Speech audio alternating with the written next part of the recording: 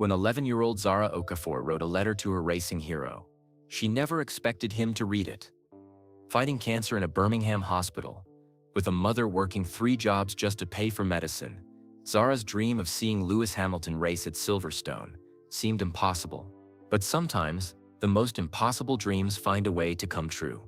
What started with a purple crayon drawing and a letter that should never have reached its destination became a miracle that would change thousands of lives forever. This is the true story of how one brave little girl's hope reached across the impossible and how a world champion discovered that his greatest victory had nothing to do with racing. Get ready for a journey that proves miracles happen when hearts refuse to give up on dreams. The rain hit the windows of the Mercedes-AMG Petronas Formula One team building like tiny pebbles. Lewis Hamilton sat in his office on Tuesday morning in March 2024. Steam came up from his hot coffee mug. He still wore his workout clothes from his morning run. "Maya, can you help me with these letters?" Lewis asked his assistant, Maya Chen. Maya smiled and sat down at the big wooden table. "You got a lot of fan mail this week, Lewis. Over 300 letters." Lewis picked up the first envelope. It was from a boy in Germany who wanted to be a racing driver. The next was from a girl in Brazil who drew him a picture of his car. Each letter made Lewis happy, but also reminded him how lucky he was. Then Maya found something different. "Lewis, look at this one," she said, holding up a small envelope. The envelope looked old and worn. It was made from paper that had been used before. Instead of real glue, someone had used tape to close it. The address was written in wobbly letters that looked like a child had written it very carefully. Maya read the return address out loud. Zara Okafor, age 11. Birmingham Children's Hospital. "A hospital?" Lewis asked, putting down his coffee. Maya opened the envelope with gentle hands. Inside was a drawing made with crayons. A purple race car zoomed around a track. Above it, in big crooked letters, someone had written, "My hero." But it was the letter that made Lewis stop breathing for a moment. Maya read it slowly. "Dear Mr. Hamilton, my name is Zara. I am 11 years old.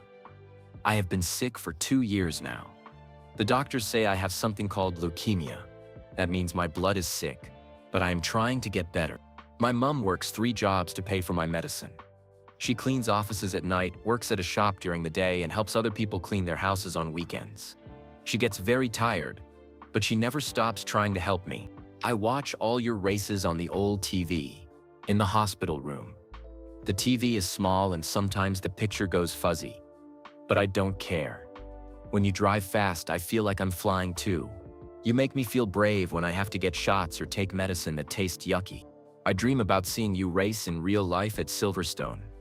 I dream about sitting in the front row and cheering so loud you can hear me over the loud car engines. But Mum says tickets cost too much money. She cries sometimes when she thinks I can't see her. I told her it's okay because dreams are free. Thank you for being fast and kind. I saw you on TV talking about helping people. That made me happy. I hope you win every race this year. Love. Zara. P.S. I drew you a picture. I used my favorite purple crayon. Purple is the color of brave people." Lewis's hands started to shake a little. He looked at the drawing again. In the bottom corner, Zara had drawn a tiny stick figure with curly hair lying in a bed. The stick figure was watching a very small TV with a race car on the screen.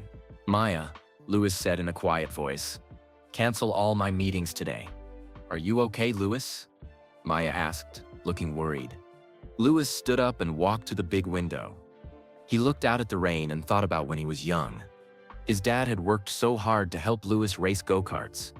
Sometimes they didn't have enough money for food and gas for the cart. But his dad never gave up on Lewis's dream. "We have work to do," Lewis said, turning back to Maya. He picked up his phone to call the hospital. But then he noticed something strange about the letter. The postmark on the envelope said it was mailed 6 months ago, but it had just arrived yesterday. "Maya, look at this," Lewis said, pointing to the date stamp. Maya looked closely. "That's weird. Why did it take so long to get here?" Lewis looked at the return address again. Under Birmingham Children's Hospital, there were smaller words that were hard to read. "Room 24. "That's very specific," Maya said. "Most kids wouldn't remember their exact room number." Lewis felt something strange in his chest. like when he was driving very fast and had to make a quick decision.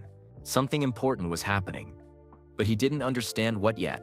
"Maya, we're going to Birmingham," Louis said. "Right now? Right now." Louis grabbed his jacket and car keys. As they walked to the parking garage, he kept thinking about Zara's letter. Something about it felt different from all the other fan mail he got.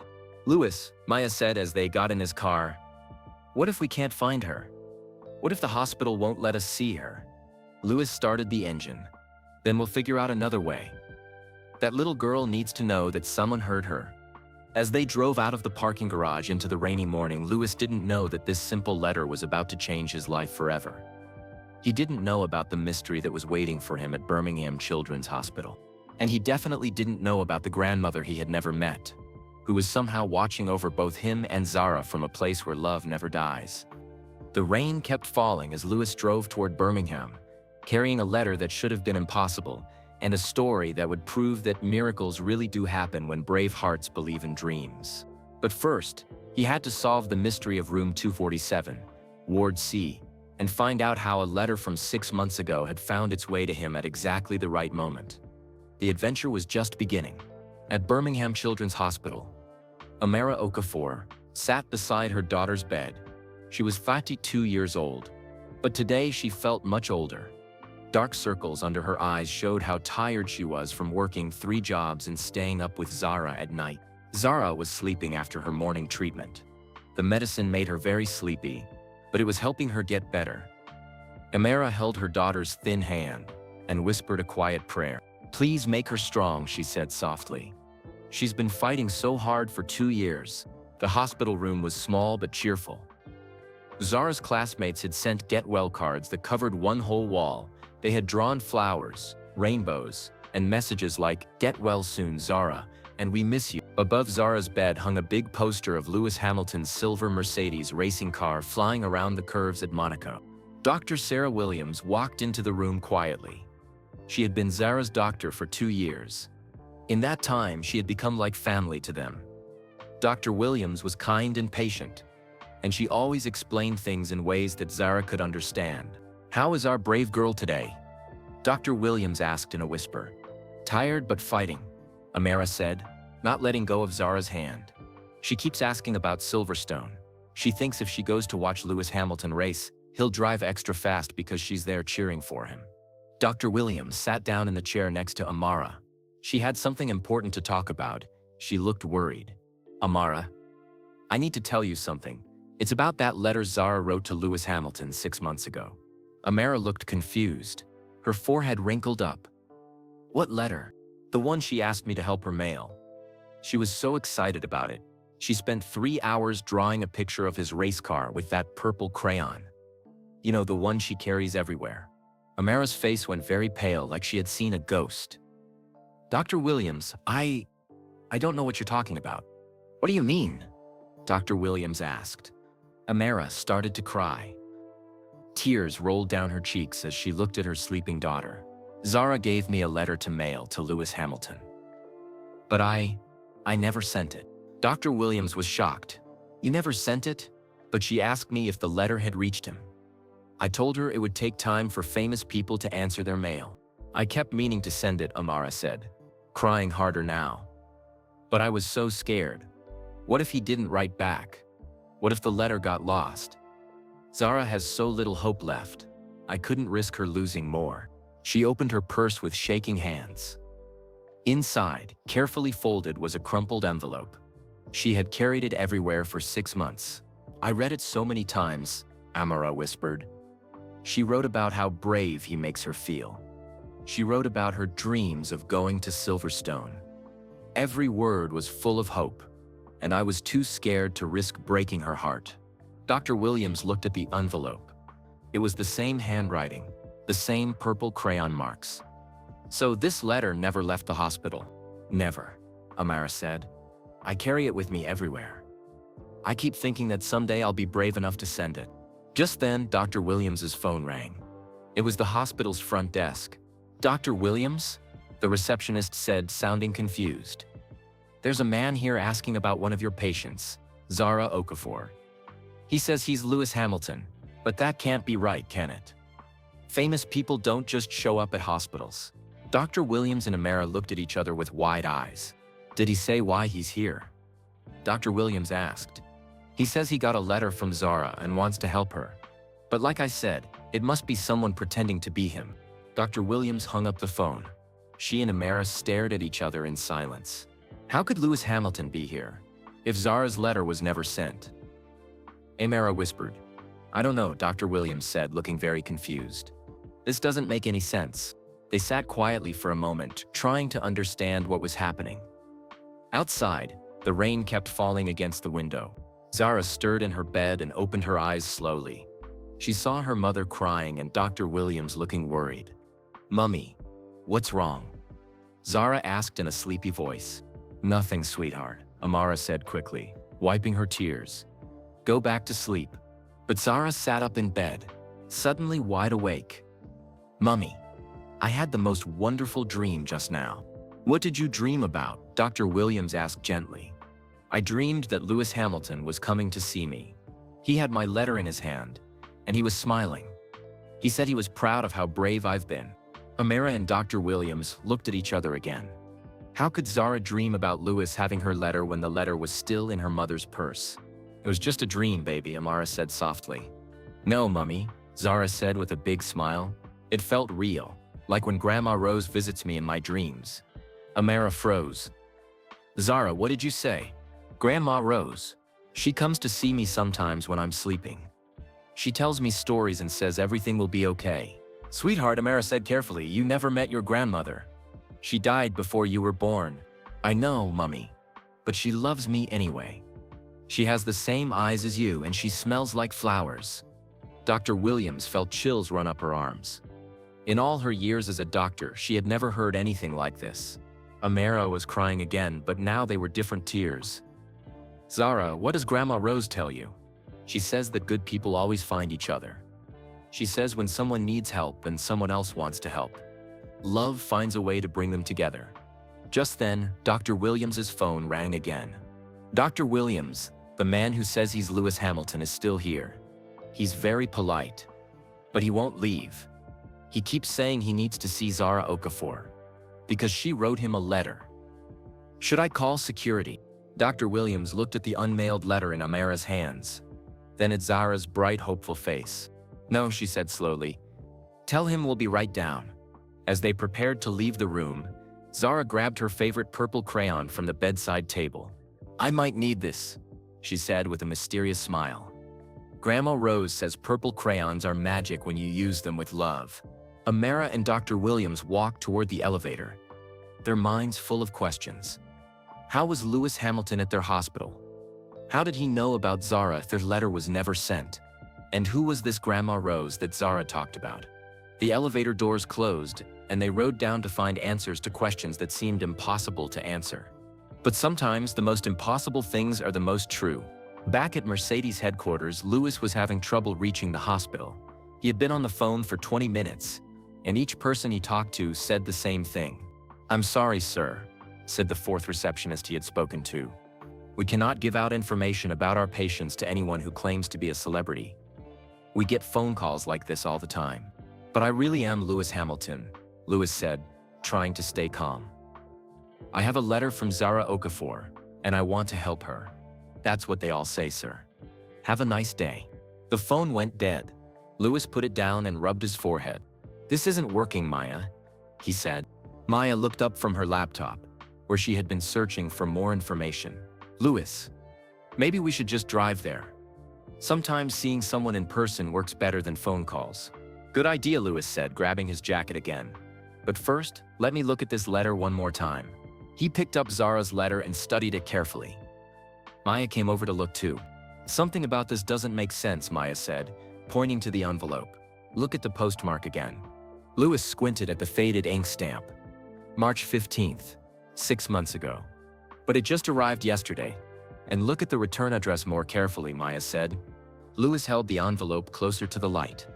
Under Birmingham Children's Hospital in much smaller letters, he could barely read room 24. That's very specific, Maya said. Most kids wouldn't know their exact room number and ward from memory. They would just write Birmingham Children's Hospital. During the drive to Birmingham, Louis told Maya stories about his childhood. The rain had stopped, but gray clouds still covered the sky. When I was Zara's age, Louis said as he drove, I wanted to be a racing driver so badly it made my chest hurt. But we didn't have money for a real go-kart. What did you do? Maya asked. My dad, Anthony, worked extra jobs. He painted houses on weekends, fixed cars at night, and delivered newspapers before work.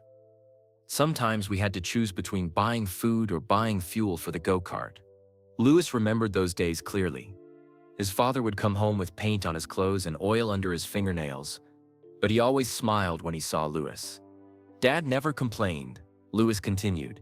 He said dreams were worth working for. He said if I worked hard enough and believed strong enough, anything was possible. Your dad sounds like Zara's mom, Maya said. Working 3 jobs to pay for medicine. That's exactly why we have to help her, Louis said. Some dreams are too important to give up on. They arrived at Birmingham Children's Hospital after an hour of driving. The building was large and modern, with big windows and colorful decorations painted on the walls outside. Louis parked the car and put on his baseball cap and sunglasses. He didn't want to cause a big scene with fans and reporters. Okay, he said to Maya. Let's go find Zara. They walked into the main lobby. The floor was shiny and clean, and there were paintings of animals and rainbows on the walls to make sick children feel better. Louis walked up to the information desk where a kind-looking woman with gray hair was working. Excuse me, Louis said quietly. I'm looking for a patient named Zara Okafor. She should be in room 24-7, Ward C. The receptionist looked at him strangely. She stared at his face for a moment like she was trying to remember something. I'm sorry, sir, she said slowly. But there is no room 200. Louis and Maya looked at each other confused. Are you sure? Maya asked. We have it written right here. She showed the woman the envelope with Zara's return address. The receptionist put on her reading glasses and looked at the envelope carefully. Sir, I've worked at this hospital for 15 years. I know every room number in every ward. Ward C only has rooms numbered 23. Louis felt his heart sink. Then where is Zara Okafor? Let me check our computer, the receptionist said, typing on her keyboard. Yes, we do have a patient named Zara Okafor. She's 11 years old, being treated for leukemia. But she's in room 315, Ward D, not Ward C. Louis was very confused now. Has she ever been in Ward C? Let me check her records, the woman said, clicking through computer screens. Yes, she was in Ward C for about 4 months from September until January. But she was in room 25. Maya whispered to Louis. This is getting stranger and stranger. Just then, a woman in a white doctor's coat walked up to the information desk. She was tall, with short brown hair and kind eyes. When she saw Louis, she stopped walking and stared. Excuse me, she said carefully. Are you Louis Hamilton? Louis looked around nervously. Yes, I am. But please don't make a big deal about it. I'm here to visit a patient. I'm Dr. Sarah Williams, she said, reaching out to shake his hand. I'm Zara Okafor's doctor. I think we need to talk right away. You know Zara? Louis asked, feeling relieved. I've been taking care of her for 2 years, Dr. Williams said. But Mr. Hamilton, I need to ask you something very important. How did you know to come here today? Louis pulled out Zara's letter. She wrote to me. I got her letter yesterday and came as soon as I could. Dr. Williams looked at the letter, then looked at Louis with wide eyes. Mr. Hamilton, this is impossible. What do you mean? I need to take you somewhere private to explain. This is going to sound very strange, but something unusual is happening here. Dr. Williams led Louis and Maya to a small conference room with a table and chairs. She closed the door and sat down heavily, like she was carrying something very heavy. Mr. Hamilton, she began. Zara did write you a letter 6 months ago. She was so excited about it, she spent hours drawing that picture with her purple crayon. Okay, Louis said. So what's the problem? The problem is that her mother, Amara, never sent the letter. She's been carrying it in her purse for 6 months, too scared to mail it. Louis stared at Dr. Williams. That's impossible. I have the letter right here. I know this sounds crazy, but Amara is upstairs right now with the original letter still in her purse. She never mailed it because she was afraid you wouldn't write back and it would break Zara's heart. Maya looked at the letter in Louis's hands. Then how did Lewis get this? That's what I can't explain, Dr. Williams said. And there's something else. The return address on your letter says room 247, Ward C. But room 2047 doesn't exist. And Zara was never in that room. Lewis felt dizzy. So you're telling me I have a letter that was never sent, from a room that doesn't exist? That's exactly what I'm telling you, Dr. Williams said. They sat in silence for a moment, trying to understand what was happening. Dr. Williams. Lewis said finally, I don't care how I got this letter. I'm here now and I want to help Zara. Can I meet her? Dr. Williams smiled for the first time since they had started talking. She's gonna be so happy. But Mr. Hamilton, there's one more thing you should know. What's that? This morning before you arrived, Zara woke up from a nap and told her mother that she had dreamed about you coming to visit her. She said you had her letter in your hand and that you were smiling. Lewis felt chills run up his arms. She dreamed about me before I got here? Yes, and she also talks about visits from her grandmother Rose, who died before Zara was born. Maya whispered, Lewis, this is getting really weird. Lewis stood up. Weird or not, there's a little girl upstairs who needs to know that someone cares about her dreams. Can we go see her now? Of course, Dr. Williams said. But be prepared. I think you're about to be part of something that can't be explained by medicine or science. As they walked toward the elevator, Lewis held Zara's impossible letter in his hands. He didn't understand how he had received a letter that was never sent, from a room that didn't exist. But he knew one thing for sure. Sometimes the most important things in life can't be explained. They can only be felt with the heart. And his heart was telling him that meeting Zara was going to change his life forever. Dr. Williams led Lewis and Maya down a long hallway with bright yellow walls. Pictures of cartoon animals danced along the walls to make the hospital feel less scary for children. Their footsteps echoed softly on the clean floors. Mr. Hamilton, Dr. Williams said as they walked, before you meet Zara, I need to tell you something that's going to sound impossible.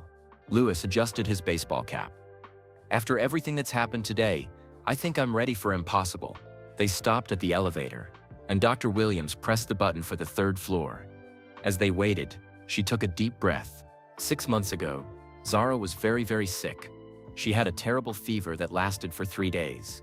During that time, she was unconscious most of the time. That sounds frightening, Maya said. It was the sickest she had ever been, Dr. Williams continued. We weren't sure she was going to make it. But while she was unconscious, something strange happened. The elevator doors opened and they stepped inside. Dr. Williams pressed the button for Ward.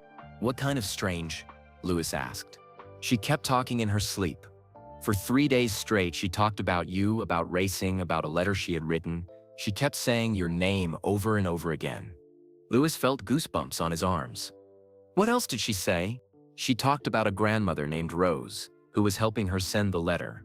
She kept saying Grandma Rose will make sure he gets it. Good people always find each other. The elevator stopped and the doors opened. Dr. Williams led them down another hallway.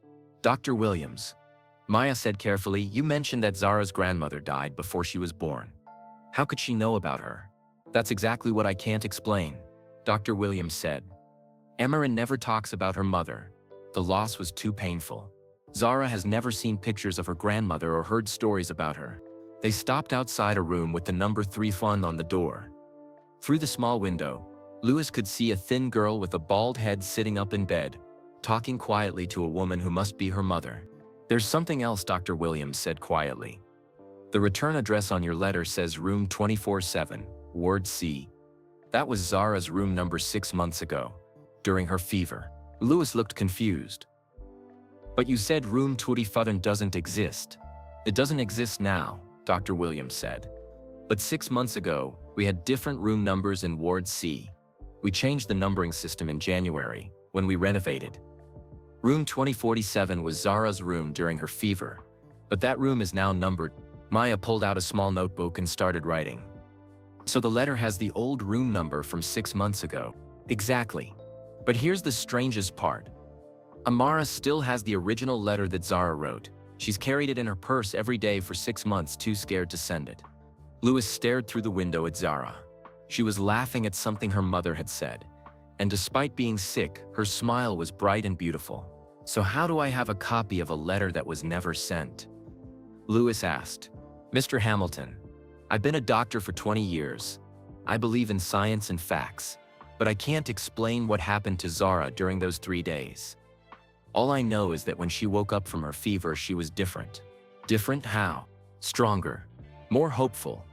She kept talking about how you were going to help her, even though we had no way of contacting you. She was so sure that you would find her. Dr. Williams knocked gently on the door and then opened it slowly. Amira, she called softly. There's someone here to see you and Zara. The woman in the chair looked up. She had kind eyes that looked very tired, and curly hair pulled back in a ponytail. When she saw Lewis, her mouth fell open. You came, she whispered, standing up slowly. But how? I never… Then Zara looked toward the door. When she saw Lewis, her whole face lit up like Christmas morning. She tried to sit up straighter in her bed. I knew you would come, she said in a voice that was soft but full of joy. I dreamed it.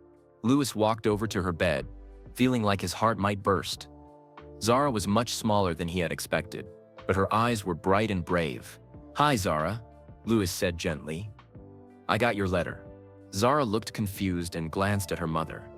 Amira was crying now, holding something in her hands. But Mummy has my letter, Zara said, pointing to her mother's purse. I gave it to her to mail, but she kept it to keep me safe. Amira pulled the crumpled envelope from her purse. Zara, sweetheart, I'm so sorry. I was too scared to send it. I didn't want you to be hurt if you didn't write back. Lewis pulled out the letter he had received. But I did get your letter, Zara. Look. He showed her his copy. Zara's eyes grew wide as she looked back and forth between the two Adinic letters. There are 2 letters? She asked, amazed. It looks that way, Lewis said, sitting down in the chair next to her bed. How is that possible? Amira asked Dr. Williams. Dr. Williams shook her head. I wish I could explain it. Zara reached out and touched Lewis's hand with her small, thin fingers. Are you really here? This isn't another dream? I'm really here, Lewis said, squeezing her hand gently. And I came because your letter was the most beautiful letter I've ever received. Zara's eyes filled with happy tears. I used my favorite purple crayon to draw your car. It's the most beautiful drawing I've ever seen, Lewis said. Purple is a perfect color for race cars. Purple is the color of brave people, Zara said proudly. Grandma Rose told me that. Amira gasped. Zara, how do you know about Grandma Rose? She visits me in my dreams, Mummy. She has the same kind eyes as you, and she smells like the flowers in our old garden. Lewis felt chills again. Zara, what does your Grandma Rose tell you in your dreams? Zara's face became very serious, like she was remembering something important. She told me that she knew your family when you were little. She said your daddy used to help her carry heavy bags when she was sick. Lewis's heart stopped beating for a moment. What else did she tell you? She said she would make sure my letter reached you, even if Mummy was too scared to send it. She said good hearts always find each other, no matter how far apart they are. Maya was writing everything down in her notebook. Lewis, this is incredible. Lewis looked at Amara. Did your mother live in Stevenage? Amara nodded, wiping her tears. On Pear Tree Way. She had cancer and needed help with shopping and things around the house. But I don't understand how Zara could know that. Mamara, Lewis said slowly, I think my father might have known your mother. He used to help elderly neighbors when I was young. Dr. Williams sat down heavily in another chair. This is beyond anything I've ever seen in medicine. Zara smiled, the biggest smile Lewis had ever seen. Grandma Rose said you would understand. She said some things can't be explained. Only felt with the heart. Lewis stood up and walked to the window. Outside, the sun was starting to break through the gray clouds. He thought about his own grandmother, who had died when he was young. She had always told him to help people who needed kindness. Zara, Lewis said, turning back to face her. Your letter talked about dreaming of coming to Silverstone to watch me race. Zara nodded eagerly. I dream about sitting in the front row and cheering so loud you can hear me over the engines. What if I told you that dream could come true? Zara's eyes grew wide, but then she looked sad. Dreams are beautiful, Mr. Hamilton, but Mummy works so hard already. We don't have money for expensive things like race tickets. Lewis smiled and sat back down next to her bed. Zara, I want to ask you something very important. What? How would you like to be my special guest at Silverstone? You and your mom would sit in the front row, visit the garage, and meet all the other drivers. Zara couldn't speak. She just stared at Louis with her mouth open. Amara started crying again. Mr. Hamilton, that's too generous. We can't accept such an expensive gift. It's not a gift, Louis said with a twinkle in his eye. It's an investment in a future racing champion. But as Louis looked at Zara's joyful face, he knew there was still one more mystery to solve. How had a letter that was never sent found its way to him at exactly the right moment? And why did he feel like someone he had never met was watching over all of them? Louis pulled his chair closer to Zara's bed. Her thin face was glowing with happiness as she looked at him with wide, wondering eyes. Are you really here?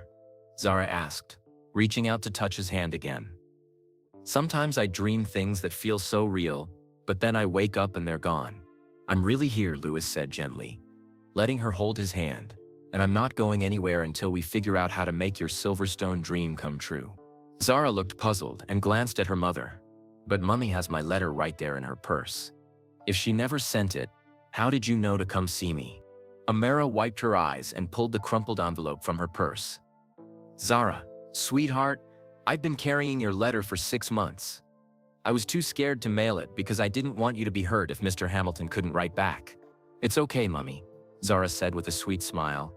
I knew he would come anyway. Louis felt confused but amazed. Zara, how did you know I would come? Zara's eyes became dreamy, like she was remembering something beautiful and far away. I had a very special dream during my big fever. Do you remember my fever, Dr. Williams? Dr. Williams nodded. You were unconscious for 3 days. We were very worried about you. In my dream, I wasn't in the hospital anymore. Zara said softly. I was in a big, bright room that felt warm and safe. There was a lady there with the kindest eyes I've ever seen. What did she look like? Maya asked, writing in her notebook. She had silver hair that sparkled like stars, and she wore a blue dress with tiny white flowers on it. She looked like Mummy, but older and more peaceful. Amara gasped and nearly dropped her purse. Zara, that's impossible. You've never seen a picture of your grandmother Rose. I know, Mummy. But in my dream, she told me she was your mummy, which makes her my grandma. She said she had been watching over us since I was born. Louis felt goosebumps covering his whole body. What else did your grandmother tell you? Zara's face became very serious, like she was trying to remember every important word. She showed me a picture of you, Mr. Hamilton. She said you had a kind heart because someone helped your family when you were young and struggling. Someone helped my family? Louis asked, his voice getting quiet. Yes, she said your daddy worked very hard to help you race go-karts, but sometimes you didn't have enough money for food and gas. She said a neighbor used to bring you groceries and help fix your cart when it broke. Louis's eyes filled with tears. He remembered being 7 years old, and his father coming home tired from working 3 jobs. Sometimes an elderly neighbor would appear at their door with a bag of groceries or offer to help repair his go-kart for free. Zara, Louis whispered, do you know the name of the neighbor who helped us? Grandma Rose said her name was Rose Okafor, and she lived on Pear Tree Way in Stevenage. She said helping your family made her very happy because she could see you had big dreams. Amara started crying so hard she could barely speak. That's my mother. She lived on Pear Tree Way. But Zara, how could you possibly know that? Dr. Williams checked Zara's medical chart with shaking hands. This matches exactly with the dates of her fever 6 months ago. She was talking about racing and letters the whole time she was unconscious. Maya stopped writing and looked up. This is impossible. Letters don't mail themselves. Louis thought about his childhood and tried to remember the kind neighbor who had helped his family. He could barely remember her face, but he remembered her gentle voice and the way she always smelled like flowers. Zara, tell me more about what happened in your dream, Louis said. Zara's eyes sparkled like she was seeing something magical.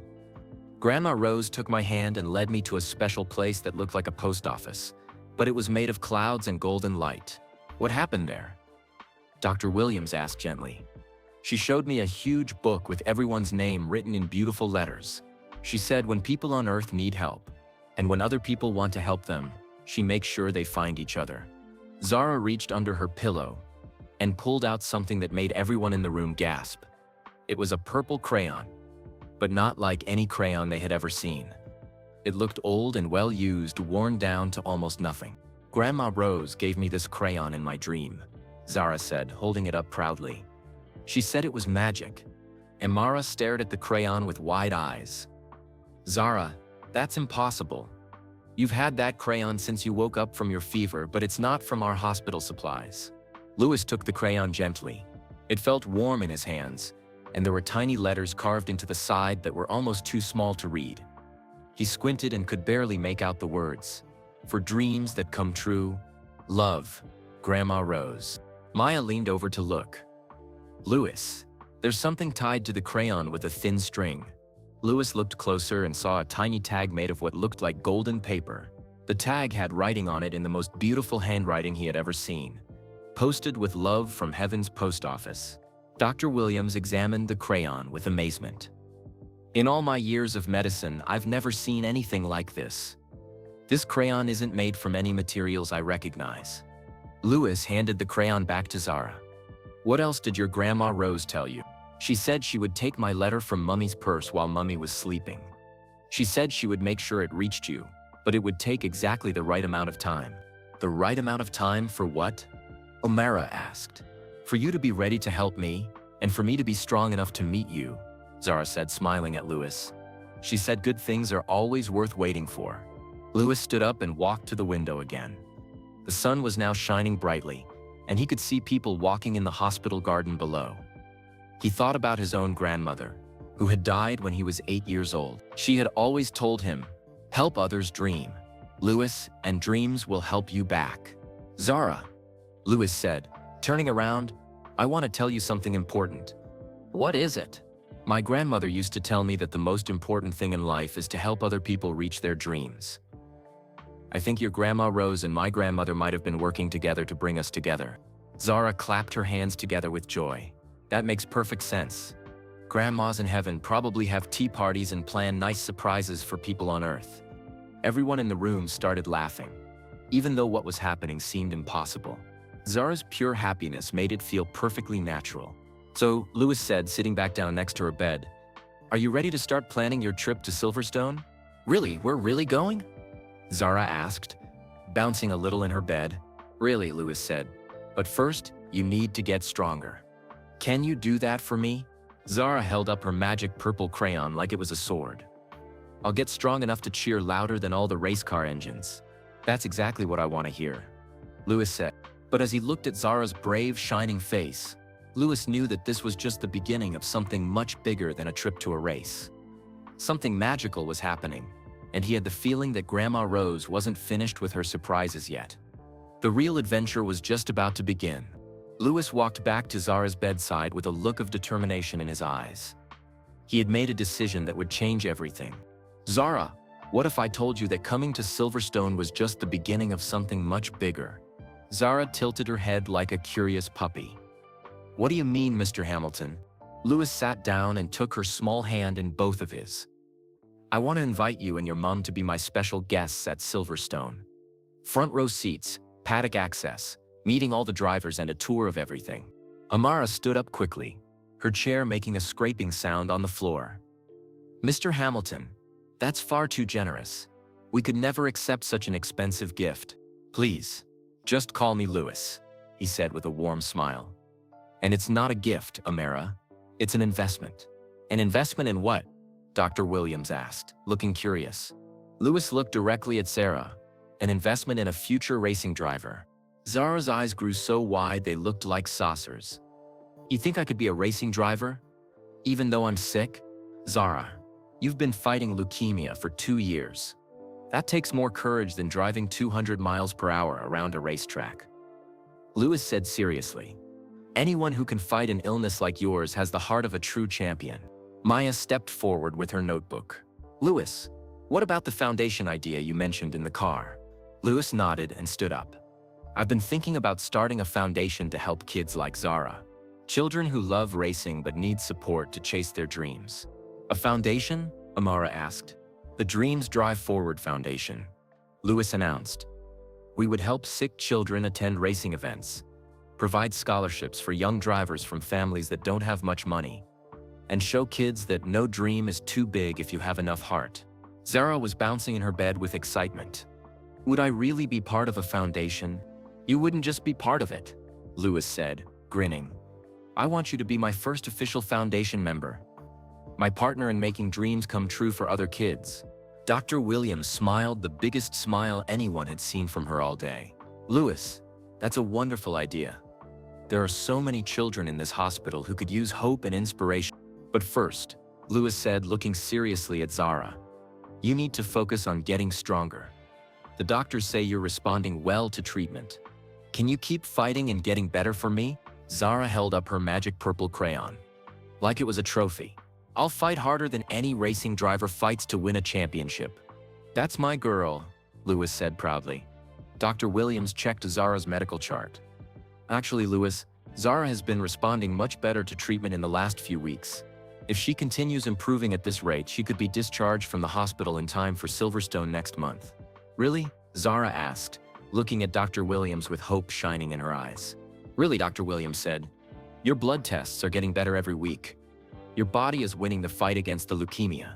As they talked about plans for Silverstone, Louis noticed something on Zara's bedside table that made his heart skip a beat. Next to her water cup and some get-well cards was the purple crayon she had shown them earlier. But now, in the afternoon sunlight coming through the window, he could see something he hadn't noticed before. Zara, how long have you had that purple crayon? Louis asked. Grandma Rose gave it to me during my fever dream, she said simply. When I woke up, it was in my hand. Amara looked shocked. Zara, that's impossible. You were unconscious for 3 days. The nurses checked on you every hour. No one brought you a crayon. I know it sounds impossible, Mummy, Zara said patiently. But impossible things happen when love is strong enough. Louis picked up the crayon again. In the bright sunlight, he could see more details.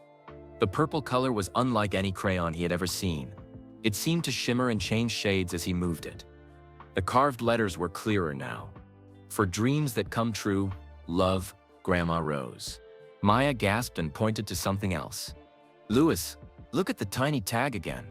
Louis looked at the golden tag tied to the crayon with what looked like silver thread. The beautiful handwriting was clearer in the sunlight. Posted with love from Heaven's Post Office. Delivery guaranteed. Dr. Williams took the crayon and examined it under the bright lamp next to Zara's bed. This is extraordinary. The material doesn't look like any crayon wax I've ever seen. It's almost like it's made from… I don't know what it's made from. Magic, Zara said confidently. It's made from magic and love.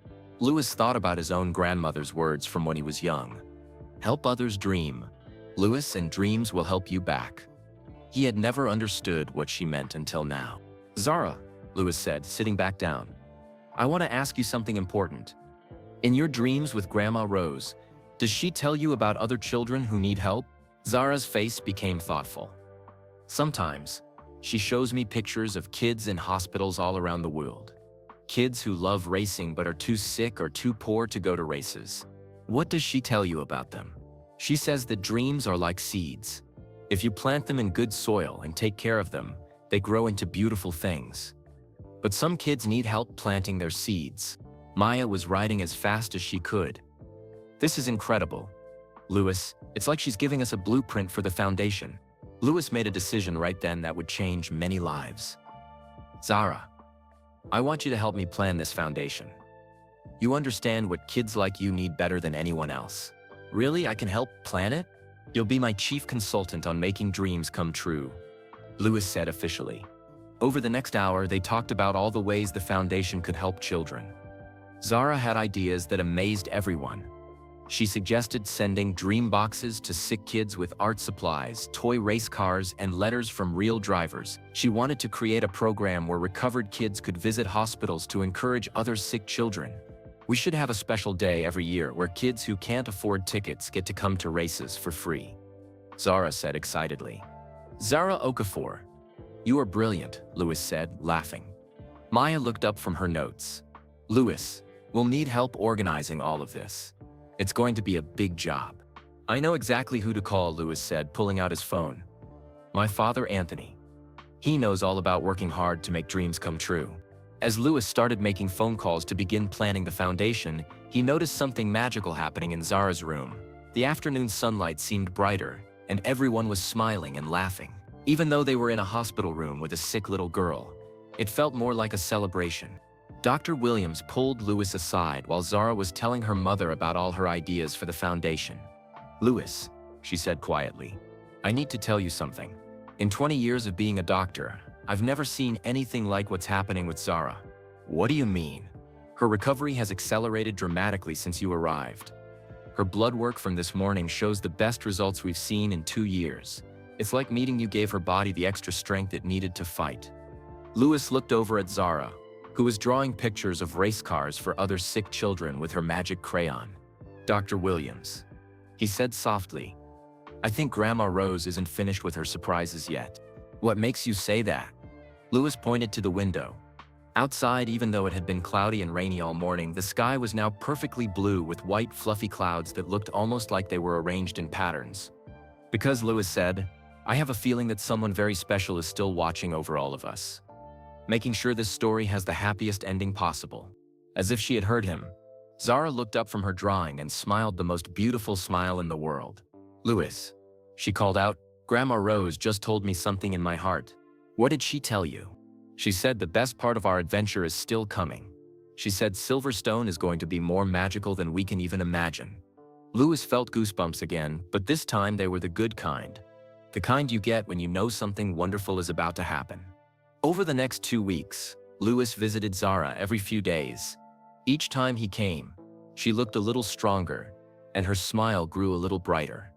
Her bald head was starting to show tiny patches of soft hair growing back, like grass after winter. Louis brought her racing magazines, toy cars, and stories about his childhood in Stevenage. But most importantly, he brought hope. Every visit, they planned more details for the Dreams Drive Forward Foundation. "Louis," Zara said during one visit, "I had another dream about Grandma Rose last night." "What did she tell you this time?" Louis asked, pulling his chair close to her bed. "She showed me children all around the world who love racing but can't go to races because they're sick or their families don't have enough money.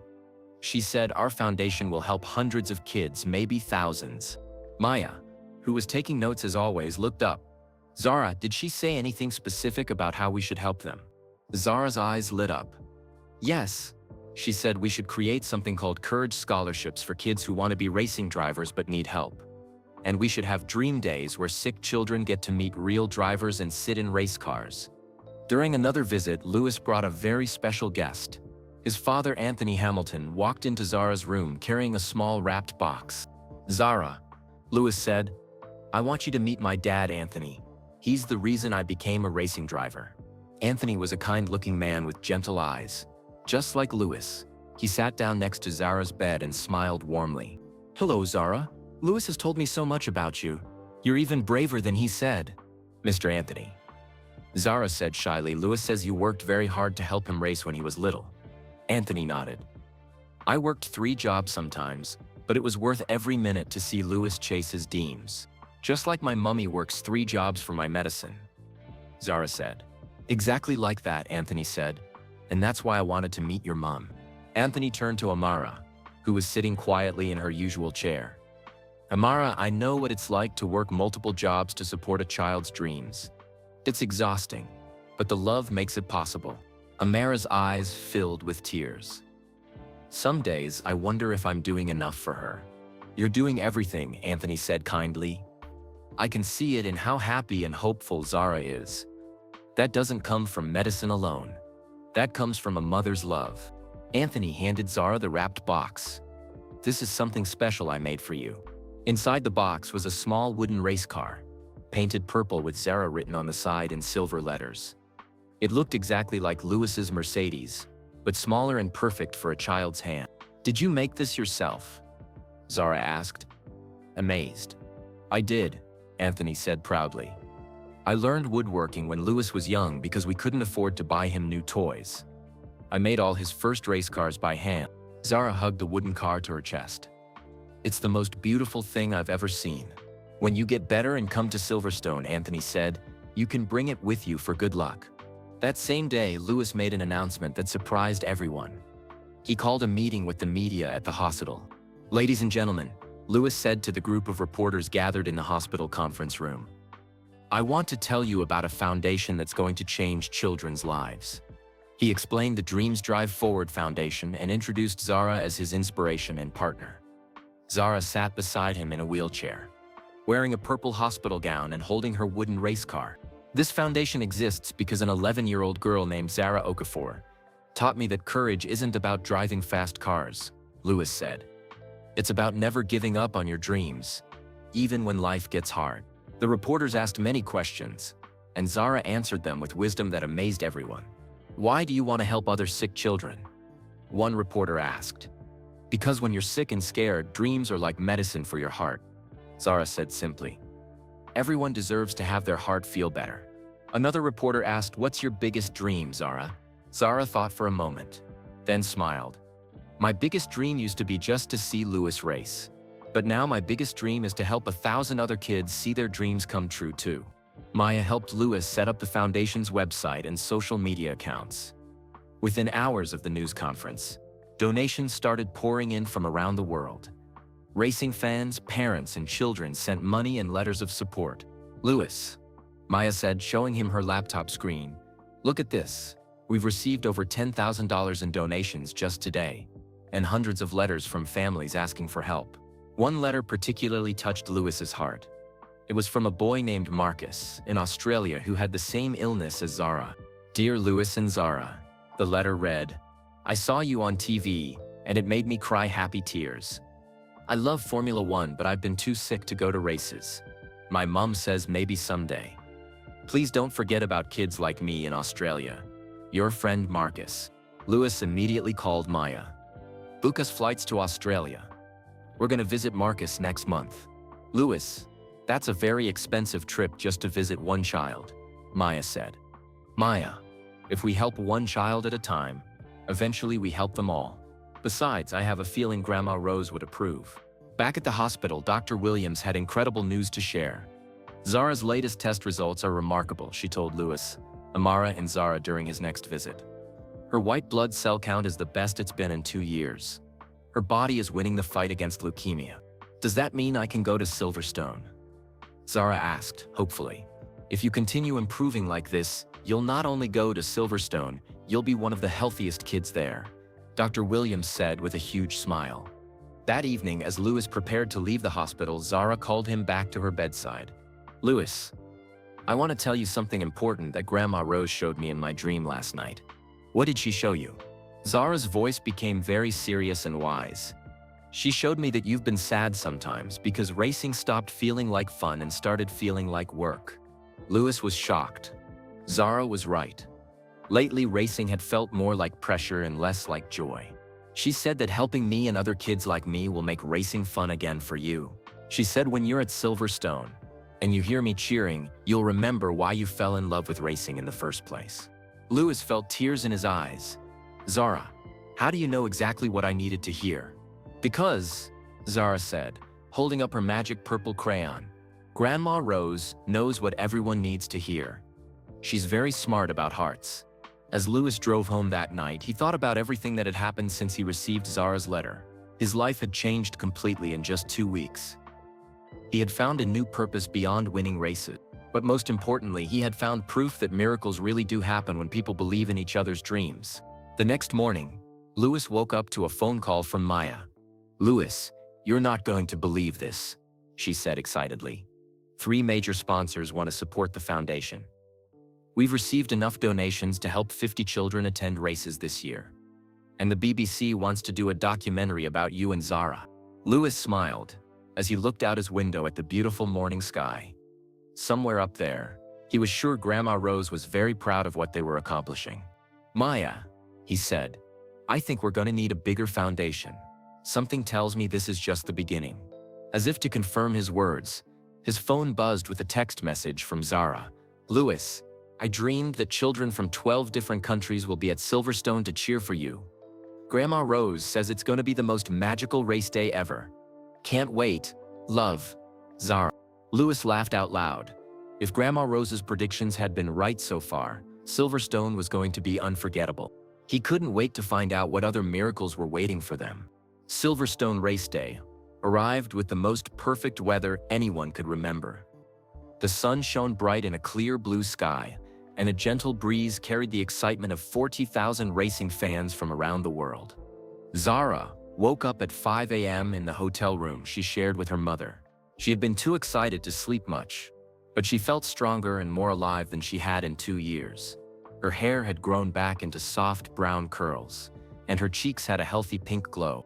"Mummy, is this really happening?" Zara asked for what must have been the 100th time in the past week. Amara smiled as she helped her daughter put on the special racing suit Lewis had sent. It was child-sized Mercedes team colors with Zara Foundation Partner embroidered on the chest in silver letters. "It's really happening, sweetheart. Today, you're gonna see Lewis race. And you're gonna cheer louder than anyone has ever cheered before." Zara picked up her magic purple crayon and the wooden race car Anthony had made for her. "Should I bring these for good luck?"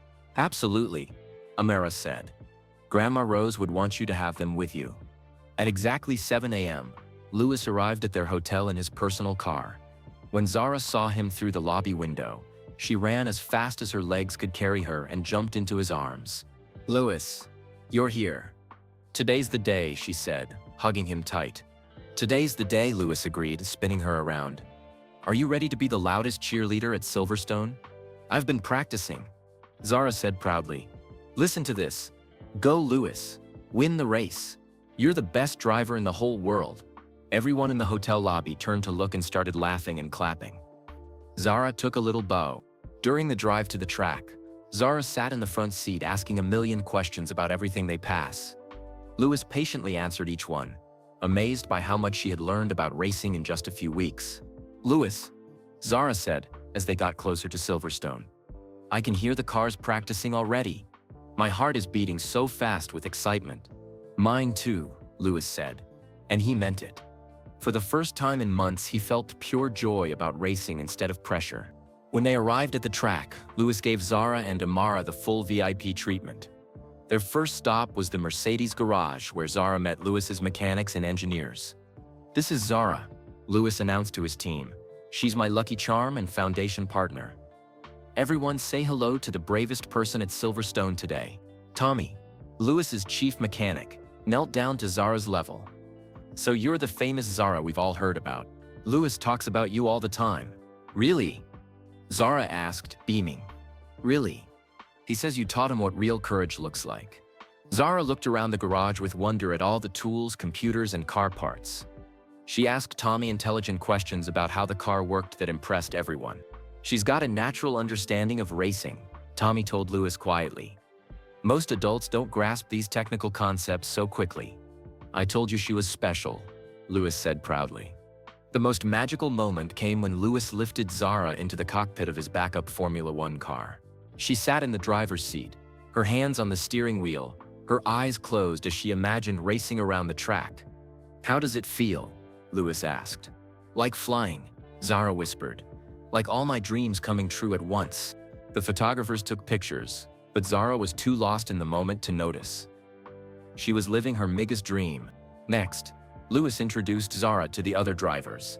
Sebastian Vettel, Max Verstappen, and Charles Leclerc were all waiting to meet her.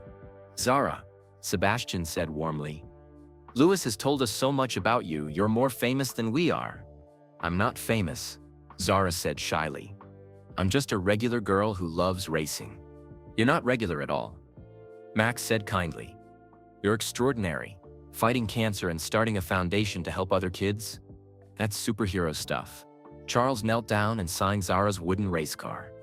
"This is for being the bravest racing fan in the world." As race time approached, Lewis walked Zara and Amara to their seats. But these weren't just any seats. They were in the very front row, directly across from the start-finish line, with the best view in the entire stadium. "Zara," Lewis said, pointing to their seats. "These are the most expensive seats at Silverstone. But you know what made them even more valuable?" "What?" Zara asked. "The fact that my entire team contributed their own money to make sure you had the perfect view. Everyone wanted to help make your dream come true." Amara started crying happy tears. "Lewis, this is too much. We'll never be able to repay everyone's kindness." "You don't repay kindness," Lewis said gently. You pass it on to someone else who needs it. As Lewis prepared to leave for the driver's meeting, he knelt down beside Zara's seat. Zara, I want you to do something very important for me during this race. Anything. I want you to cheer as loud as you possibly can. I'm going to need all your energy and all your magic to win this race. Zara held up her purple crayon like a magic wand. I'll cheer so loud they'll hear me in outer space. That's exactly what I need, Lewis said, laughing. The race began with 20 cars roaring to life on the starting grid. The sound was louder than anything Zara had ever heard, but instead of covering her ears, she stood up and started cheering immediately. Go Lewis, you can do it. Drive fast and be safe. Other fans nearby were charmed by her enthusiasm and started cheering along with her. Soon, an entire section of the grandstand was following Zara's lead, creating a wave of support for Lewis. Lewis started the race in third position, behind Max Verstappen and Charles Leclerc. For the first 20 laps, he stayed close but couldn't find a way to pass. Every time Lewis's car came around the track past the front straight, Zara jumped up and down, waving her wooden race car in the air. Come on, Lewis. I believe in you. On lap 25, something magical happened. As Lewis approached the corner right in front of Zara's seat, she held her purple crayon up high and shouted with all her might, "USE the magic Lewis, Grandma Rose says you can do it?" At that exact moment, Lewis found a gap between the two cars ahead of him. He squeezed his Mercedes through an impossibly small space and suddenly moved from third place to first place. The crowd went wild, but no one cheered louder than Zara. She was jumping so high that Amara had to hold on to her to make sure she didn't fall. He did it! He's winning! The magic worked! For the next 27 laps, Lewis drove the race of his life. Every time he passed Zara's section, he could hear her voice above all the other noise. It pushed him to drive faster, brake later, and take chances he wouldn't normally take. With 5 laps to go, Max Verstappen was catching up quickly. The gap between first and second place was getting smaller every lap. Zara could see on the big screen that Max was getting closer. She stood on her chair and cupped her hands around her mouth. Lewis, 5 more laps. You've got this. Drive like the wind. Her voice carried across the track and other fans started chanting with her. 5 more laps. 5 more laps. On the final lap, Max was right behind Lewis as they approached the last corner before the finish line. It was going to be the closest finish of the year. Zara closed her eyes, held her purple crayon tight, and whispered, "Please, Grandma Rose, help Lewis win this race." She opened her eyes just in time to see Lewis cross the finish line first, with Max just half a second behind. The crowd exploded in celebration, but Zara's celebration was the loudest of all. She was crying and laughing and jumping all at the same time. Lewis climbed out of his car and immediately looked toward the grandstand. When he spotted Zara in her bright purple racing suit, he pointed directly at her and blew her a kiss. Then he did something that made everyone in the stadium gasp. He held up his hands and pointed to sky, mouthing the words, "Thank you, Grandma Rose." Television cameras captured the moment, and commentators around the world wondered who Grandma Rose was. But Zara knew. She looked up at the perfect blue sky and whispered, "Thank you for making my dream come true." As if in response, a single white cloud drifted across the sun, creating a brief, gentle shadow that felt like a grandmother's loving touch on a little girl's cheek. The celebration after Lewis's victory was unlike anything Silverstone had ever seen. As Lewis climbed out of his car, the first thing he did was look up at the grandstand, where Zara was still jumping and cheering with tears of joy streaming down her face. Without hesitation, Lewis began climbing over the safety barriers that separated the track from the crowd. Security guards tried to stop him, but he waved them away. "I need to see Zara," he called out to them. "This victory belongs to her." The crowd parted like magic as Lewis ran through the grandstand toward Zara's seat. When she saw him coming, she started running toward him too, her purple racing suit sparkling in the sunlight. They met in the middle of the aisle, and Lewis swept Zara up in the biggest hug anyone had ever seen. The entire stadium erupted in cheers, as thousands of people watched this moment of pure love and friendship. "You did it! You won!" Zara shouted in Lewis's ear over the noise of the crowd. "We did it," Lewis said, spinning her around. "I couldn't have won without your magic cheering." Television cameras from around the world captured the moment. In the commentator's booth, the announcers were trying to explain what was happening. "Ladies and gentlemen, what you're seeing is extraordinary," said the main commentator. "Lewis Hamilton has just won the British Grand Prix, and instead of celebrating with his team, he ran into the crowd to celebrate with an 11-year-old girl named Zara Okafor." The second commentator added, "We've been following this story all week. Zara is a young cancer survivor who wrote Lewis a letter that somehow changed both their lives. She's also his partner in a new foundation that helps sick children." Back in the grandstand, Amara was crying tears of happiness as she watched her daughter's dream come true in ways she never could have imagined. Other fans around them were cheering and taking pictures, but they were respectful and kind. Lewis finally put Zara down and turned to address the crowd through a microphone that a TV reporter handed him. "Everyone at Silverstone," Lewis called out, his voice echoing through the stadium speakers. "I want you to meet the real winner of today's race, Miss Zara Okafor." The crowd cheered even louder. Zara waved shyly, still holding her wooden race car and purple crayon. "This brave young lady taught me that winning isn't just about crossing the finish line first," Lewis continued. "It's about helping others reach their finish lines too. Zara, thank you for reminding me why I fell in love with racing." Lewis then did something that surprised everyone, including Zara. He took off his winner's cap and placed it on her head. "This victory belongs to you," he said quietly, just for her to hear. "And to your grandma Rose, who I think was watching over both of us today." As the crowd continued celebrating, Lewis led Zara and Amara down to the winner's circle for the official podium ceremony. But first, he had something special planned. "Ladies and gentlemen," the race announcer said over the loudspeaker, "before our podium ceremony, Lewis Hamilton has asked to make a special presentation." Lewis took the microphone and stood with Zara beside his winning race car. "Today, I'm announcing something that's going to change many children's lives," Lewis began. "The Dreams Drive Forward Foundation, inspired by Zara, has received enough donations to help 500 sick children attend races around the world this year." The crowd applauded, but Lewis wasn't finished. "But that's not all. Starting next year, we're creating the Zara Okafor Scholarship Program. Every year, we'll provide full racing scholarships to 10 young drivers who have big dreams but need financial help to chase them." Zara gasped and looked up at Lewis with wide eyes. "You're naming a scholarship after me?" "After you and your grandma Rose," Lewis said with a smile. "Because both of you taught me that dreams are powerful enough to change the world." During the podium ceremony, Lewis invited Zara to stand beside him. As the British national anthem played and champagne sprayed everywhere, Zara held her wooden race car high in the air like a trophy. But the most magical moment came when Lewis was handed the winner's trophy. Instead of keeping it, he placed it in Zara's hands. "This is yours," he said. "You're the one who made today's victory possible." Zara could barely hold the heavy silver trophy, but she lifted it as high as she could. The photographer captured the moment. A small girl in a purple racing suit, bald head covered by Lewis's winner's cap, holding up a Formula One trophy with the biggest smile in the world. After the podium ceremony, Lewis brought Zara and Amara to the Mercedes Hospitality Suite for a private celebration. The entire team was there, along with Anthony Hamilton, Dr. Williams, and Maya. "I have something to show everyone," Dr. Williams announced, pulling out a folder of medical papers. Zara's latest blood tests came back this morning. Everyone went quiet, waiting for the news. "Her cancer is in complete remission," Dr. Williams said with tears in her eyes. "She's beaten it. She's completely healthy." The room exploded in cheers and happy tears. Amara collapsed into a chair, overwhelmed with relief and joy.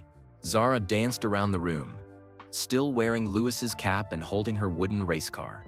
"Does this mean I don't have to go back to the hospital?" Zara asked.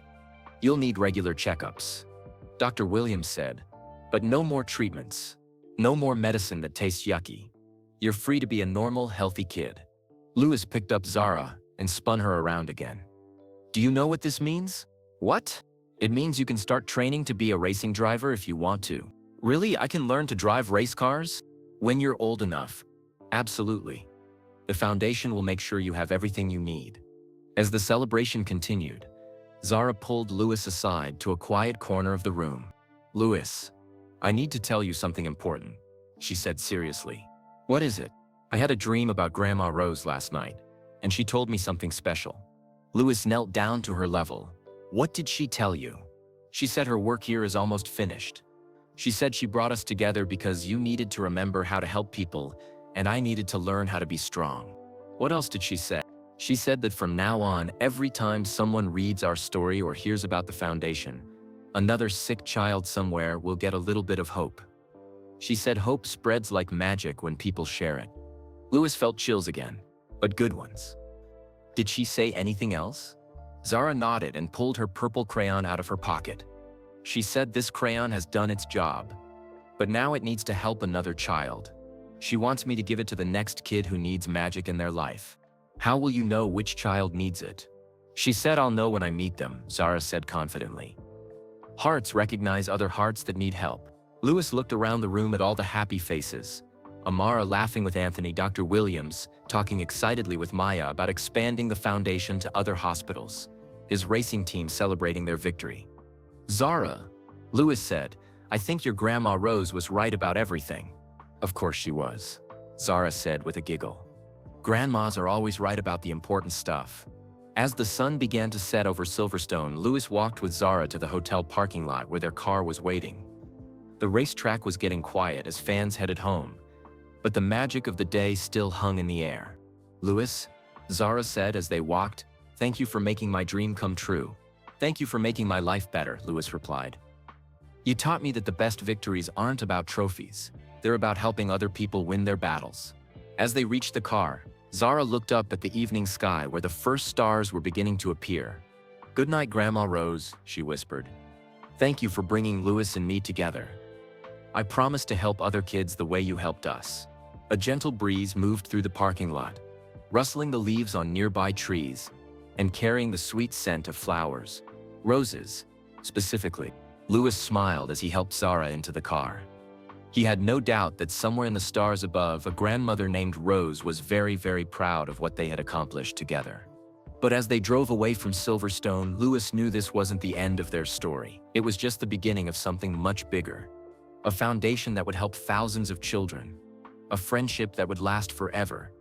And proof that miracles really do happen when people believe in each other's dreams. The real adventure was just getting started. 6 months after that magical day at Silverstone, Louis sat in a quiet corner of the Mercedes Hospitality Suite at the Monaco Grand Prix. Spread across the table in front of him were hundreds of letters from children around the world, all thanking him and Zara for giving them hope. But one letter made him stop everything he was doing. It was written on familiar handwriting in purple crayon, and it was addressed to Louis and Zara, from someone who signed their name as a friend who understands. The letter read, Dear Louis and Zara, it's time for you to know the complete truth about how your story began. Meet me at Birmingham Children's Hospital tonight at 8 p.m. in the Old Chapel. Come alone, but bring Zara. There are some mysteries that can only be solved by the hearts that live them, a friend who understands. Louis called Zara immediately. She was at home in Birmingham, healthy and happy, attending regular school for the first time in 3 years. Zara, I got the strangest letter today, Louis said when she answered the phone. What kind of strange? Zara asked. Louis read her the letter. When he finished, there was silence on the other end of the phone. Zara, are you there? Louis, Zara said in a whisper, I had a dream about this last night. Grandma Rose told me that today would be the day we learned the whole truth about how my letter reached you. Do you want to go to the hospital tonight? Yes, Zara said without hesitation. I think we need to. That evening, Louis picked up Zara and drove to Birmingham Children's Hospital.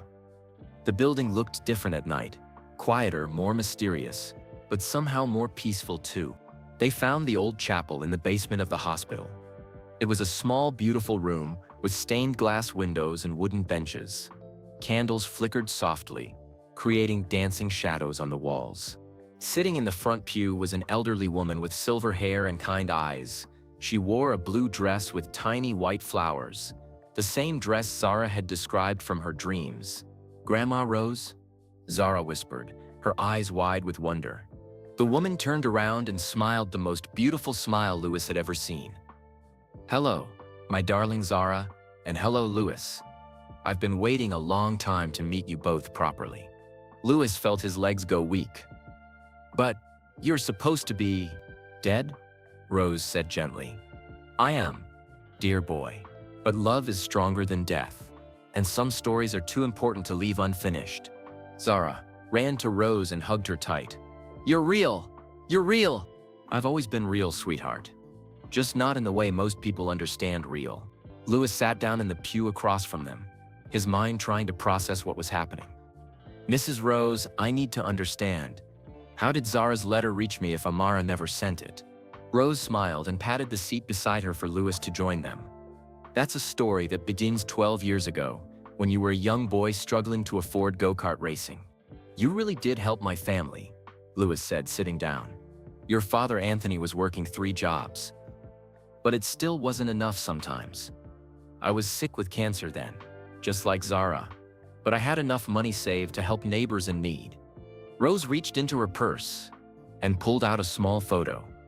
It showed a young Louis, maybe 7 years old, sitting in a go-kart while an elderly woman, Rose, helped Anthony adjust something on the engine. "I remember this," Louis said, his voice full of emotion. "You brought us groceries when we couldn't afford them. You helped fix my cart when parts broke. Helping your family made my final months on Earth meaningful," Rose said. "When I died, I asked God for a special job in heaven." "What kind of job?" Zara asked, snuggling closer to Rose. "I asked to be a guardian angel for children who were fighting the same battle I fought, cancer, and for people who had kind hearts but needed reminding of their purpose." Rose stood up and walked to the altar at the front of the chapel. On it was a golden mailbox that seemed to glow with its own light. "This is heaven's post office," Rose explained. "When a child on Earth writes a letter with pure love and desperate hope, but that letter can't reach its destination through normal means, I make sure it gets delivered." Louis and Zara joined her at the altar. The mailbox was covered with beautiful carvings of children playing and angels watching over them. "So you really did mail Zara's letter," Louis said in amazement. "Not exactly," Rose said with a twinkle in her eye. "I copied it." She opened the golden mailbox. Inside were thousands of letters, all glowing softly. Rose pulled out 2 identical envelopes, both addressed to Louis Hamilton in Zara's handwriting. The original letter stayed in Amara's purse, just as it should have, a mother's love protecting her child's heart from possible disappointment. "But I made sure a copy reached you at exactly the right moment." "Why was the timing so important?" Zara asked. Rose knelt down to Zara's eye level. "Because you needed to be strong enough to handle meeting your hero, and Louis needed to be ready to remember what truly mattered in life." She turned to Louis. "You had been winning races, but losing your joy. You had fame and money, but you had forgotten the little boy who just loved to drive fast. You needed to remember why you started racing. And I needed to learn how to be brave," Zara added thoughtfully. Exactly. "By fighting cancer, you learned the kind of courage that can't be taught in racing schools. And by helping you, Louis remembered that his greatest victories wouldn't be measured in trophies." Rose walked them over to a wall covered with pictures. They showed children from all over the world, some in hospital beds, some at racing events, some holding graduation certificates. "These are all the children whose lives have been touched by your foundation," Rose said proudly. 500 children attended races this year, 50 received scholarships, and thousands more found hope just by hearing your story. One picture made Louis stop and stare. It showed a young boy in Australia, Marcus, the child who had written to them after seeing the TV interview. "We visited Marcus in Australia last month," Louis said. "The foundation paid for his whole family to come to the race in Melbourne. And now Marcus is in remission. Just like Zara," Rose said with a smile. "Hope is powerful medicine for the heart, and when the heart is strong, the body finds strength too." Rose led them to another part of the chapel, where there was a special book sitting on a wooden stand. The cover was made of leather and gold, and the title read The Book of Connected Hearts. "Every time someone helps another person because of love, their names are written in this book," Rose explained, opening it to a page that took Louis's breath away. There, in beautiful golden letters, were hundreds of names. Louis Hamilton, Zara Okafor, Amara Okafor, Anthony Hamilton, Dr. Sarah Williams, Maya Chen, Tommy the Mechanic, Sebastian Vettel, Max Verstappen, Charles Leclerc, and many, many more. "All these people helped make your story possible," Rose said. "And because of your story, their names are connected forever in the most important book in heaven." Zara ran her finger along the golden letters. Grandma Rose. Will more names be added? Oh yes, darling. Every day, more names are added as people are inspired by your story to help others. The book grows larger every time someone chooses kindness over selfishness. Louis felt tears streaming down his face. Mrs. Rose, how can we ever thank you for bringing us together? Rose took both of their hands in hers. You already have, dear boy. By using your gifts to help others, by never giving up on dreams, and by proving that love really can change the world. She reached into her dress pocket and pulled out something that made both Louis and Zara gasp. It was a brand new purple crayon, identical to the one Zara had been carrying. This is for the next child who needs magic in their life, Rose said, handing it to Zara. Your original crayon has completed its purpose. Now it's time to pass the magic forward. How will I know which child needs it? Zara asked. The same way you knew I was real even when others doubted, Rose said with a gentle smile.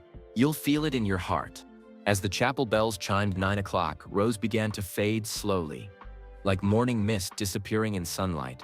Remember, she said as she became more transparent, every act of kindness creates ripples that spread across the world.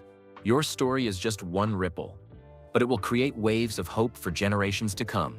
Will we see you again? Zara asked, reaching out toward Rose's fading figure. Every time you help another child, I'll be there, Rose said, her voice becoming softer. Every time you choose love over fear, I'll be smiling. And every time someone reads your story and decides to help someone else, I'll be celebrating in heaven. With those words, Rose disappeared completely, leaving only the sweet scent of roses and the warm feeling of being deeply loved. Louis and Zara sat in the quiet chapel for a long time, holding hands and thinking about everything they had learned. Louis, Zara said finally, now I understand why all of this happened. Why? So we could learn that miracles aren't just about magic. They're about people choosing to help each other, even when it's hard. Louis squeezed her hand. And so we could learn that the best adventures aren't about winning races. They're about helping other people win their battles. As they left the hospital that night, Zara clutched the new purple crayon in her hand. Tomorrow, she would begin looking for the next child who needed a miracle. And Louis knew that their story, the story that began with an impossible letter from a room that didn't exist, would continue to inspire acts of kindness for years to come. Because the greatest truth Rose had taught them was this: when hearts connect through love, anything is possible. 1 year after their miraculous meeting with Rose in the chapel, Louis stood on the grid at the Monaco Grand Prix. The sun sparkled on the Mediterranean Sea, and the familiar excitement of race day filled the air. But this time, something was different. This time, Louis wasn't just racing for himself. In the VIP section overlooking the harbor, 12-year-old Zara sat with 20 other children from around the world. All of them had been helped by the Dreams Drive Forward Foundation. Some were cancer survivors like Zara. Others came from families who couldn't afford racing tickets. A few were weed drivers who had received scholarships to pursue their dreams. Zara had grown taller over the past year, and her brown curls now reached her shoulders. She wore a special purple t-shirt that read Foundation Ambassador and carried a small backpack that contained something very important. Are you ready for this? Asked Emma, a 10-year-old girl from Ireland who was sitting next to Zara. Emma had lost her leg to bone cancer, but dreamed of becoming a racing engineer. I'm ready, Zara said, patting her backpack gently. Today feels special. Maya walked over to the group of children with a big smile on her face. Over the past year, she had become the foundation's full-time director, and watching children's dreams come true had become her life's passion. Kids, I have some incredible news to share before the race starts, Maya announced. All 20 children gathered around her excitedly. This morning, the Dreams Drive Forward Foundation received its largest donation ever. A group of racing fans from Japan collected over $1 million to help sick children attend races. The children cheered and hugged each other. But Maya wasn't finished. That means this year we'll be able to help over 2,000 children attend races worldwide, and we're starting racing academies in 5 countries for kids who want to become drivers but need financial help. Zara stood up with tears of joy in her eyes. Maya, that means thousands more kids will get to feel the happiness we're feeling right now. Exactly, Maya said, hugging Zara tight.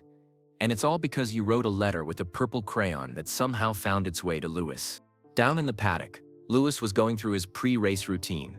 But instead of feeling nervous or pressured like he used to, he felt calm and focused. Over the past year, racing had become fun again. Every race was an opportunity to inspire more people to help each other. Dr. Williams approached Lewis wearing her foundation medical advisor badge. She had taken a part-time position with the foundation to help identify children who would benefit from their programs. "Lewis, I wanted to update you on something wonderful," she said with a big smile. "What's that? Dr. Williams? Do you remember Marcus, the boy from Australia you visited last year?" "Of course. How is he doing?" "He's not only in complete remission, but he started a junior foundation in his school. He's already helped 15 sick classmates attend local racing events." Lewis felt his heart swell with pride. "That's incredible. And there's more. Zara's story has been shared in hospitals around the world. We've received over 5,000 letters from children who say reading about her courage helped them fight their own battles." Lewis looked up at the VIP section where Zara was laughing with her new friends. "She's really changing the world, isn't she?" "You both are," Dr. Williams said, "one heart at a time." As race time approached, Lewis made his way to the starting grid. The tradition he had started at Silverstone continued. Before every race, he looked up at wherever Zara was sitting and gave her a special wave. She always waved back with her purple crayon held high. But today, as Lewis waved to Zara, something extraordinary happened. A young boy in the crowd, maybe 8 years old, was crying because he couldn't see over the adults in front of him. Without hesitation, Zara climbed down from her seat and went to the boy. "Hi," she said gently. "I'm Zara. What's your name?" "Miguel," the boy said through his tears. "I came all the way from Mexico with my family, but I can't see anything." Zara looked at Miguel and felt something warm in her heart, the same feeling Rose had told her to watch for. She reached into her backpack and pulled out the new purple crayon Rose had given her in the chapel. "Miguel, do you like to draw?" she asked. "Yes, but I don't have any crayons." Zara placed the purple crayon in Miguel's hand. "This is a very special crayon. It's magic." Miguel's eyes grew wide. "Really? Really? But the magic only works if you use it to draw pictures of your biggest dreams. Can you do that?" Miguel nodded eagerly and held the crayon like it was made of gold. "And Miguel," Zara added, "when you're done drawing your dreams, I want you to find another child who needs magic in their life and give them this crayon. Can you promise me that?" "I promise," Miguel said solemnly. Zara helped Miguel find a better spot to watch the race. And as she did, she felt Rose's presence surrounding her like a warm hug. She had just passed on the magic exactly as Rose had asked her to do. The race began, and Lewis drove with more skill and passion than ever before. Every turn, every overtake, every strategic decision was perfect. It was as if Rose herself was guiding his hands on the steering wheel. In the grandstand, all 20 Foundation children cheered together, their voices creating a wave of support that seemed to lift Lewis's car around the track. Miguel, clutching his new purple crayon, cheered louder than anyone. With 10 laps to go, Lewis was running second behind Max Verstappen. The gap was small, but Max was driving defensively, making it hard for Lewis to pass. Zara stood up in her seat and cupped her hands around her mouth. "Use the power of all the kids you've helped, Lewis. We're all cheering for you." Her words carried across the track, and suddenly Lewis felt a surge of energy unlike anything he had experienced before. It wasn't just Zara's voice he could hear. It was the voices of hundreds of children whose lives had been touched by their foundation. On the next turn, Lewis found a gap that seemed impossible and squeezed his Mercedes through to take the lead. The crowd went wild, but no one celebrated more joyfully than the 20 Foundation children. Lewis crossed the finish line to win his second Monaco Grand Prix. As he climbed out of his car, he did something that had become his tradition. He pointed to the sky and mouthed, "Thank you, Rose," before pointing to the grandstand where Zara and her friends were jumping with excitement. But the most beautiful moment came during the victory celebration. Instead of spraying champagne by himself, Lewis invited all 20 Foundation children to join him on the podium. 20 children from 12 different countries, some bald from cancer treatments, some using wheelchairs, some carrying prosthetic limbs, all stood together on the highest platform in racing, sharing in Lewis's victory. The photographers captured the moment, and within hours, the image was shared millions of times around the world. The caption read, "When dreams come true, everyone wins." That evening, at the Foundation's annual dinner in Monaco, Louis stood before an audience of 500 people, donors, volunteers, families, and children who had been helped by the Foundation. "A year ago," Louis began, "I received a letter that changed my life. It was written by a brave little girl who taught me that the most important victories happen off the racetrack." He gestured to Zara, who was sitting at the head table with Amara, Anthony, Dr. Williams, and Maya. "Zara showed me that courage isn't about driving 200 miles per hour. It's about fighting cancer with a smile. It's about writing letters when you're scared. It's about believing in miracles even when everyone tells you they're impossible." Louis pulled out a folder filled with letters. "This year, our foundation helped 2,000 children attend races, provided 100 racing scholarships and opened junior racing academies in 8 countries. But the number I'm most proud of is this one. We received over 10,000 letters from children who said our story gave them hope during their darkest moments." The audience applauded. But Louis held up his hand because he wasn't finished. "Today, I watched Zara pass a magic purple crayon to a young boy named Miguel from Mexico. And in that moment, I realized that our story isn't really about racing or foundations or even about miracles." Louis looked directly at Zara, who was smiling with tears in her eyes. "Our story is about what happens when people choose to help each other. It's about the ripple effect of kindness. It's about proving that when hearts connect through love, anything is possible." Zara stood up and walked to the microphone. At 12 years old, she had become a confident speaker and an inspiration to children worldwide. "When I was sick and scared, I wrote a letter to my hero," she said, her voice carrying clearly through the room. "But I learned that the real heroes aren't the people who drive fast cars or win trophies." She looked out at the audience filled with donors, volunteers, doctors, and families. "The real heroes are the people who see someone who needs help and decide to do something about it. Like my mummy, who worked 3 jobs to pay for my medicine. Like Dr. Williams, who never gave up on me. Like Louis, who could have just sent me an autograph but instead changed his whole life to help kids like me." Zara paused and smiled. "And like all of you who donate money and time and love to make sure other children's dreams come true too." She held up a new drawing she had made with colored pencils. It showed hundreds of children holding hands around the world, with a race car in the center and angels watching from the clouds above. "This is what I think heaven looks like," Zara said. "It's all of us working together to help each other, with Grandma Rose and all the other guardian angels cheering us on." The audience gave Zara a standing ovation that lasted for 5 minutes. Later that night, as Louis drove Zara and Amara back to their hotel, Zara stared out the window at the stars reflecting on the Mediterranean Sea. "Louis," she said quietly, "do you think we've done what Grandma Rose wanted us to do?" Louis smiled as he thought about all the children whose lives had been changed, all the families who had found hope, and all the people who had been inspired to help others. "Zara, I think we've done exactly what she hoped we would do. We've proven that love really can change the world. And the best part," Zara said with a yawn as she started to fall asleep, "is that we're just getting started. Tomorrow, there will be more children who need help, and more people ready to help them."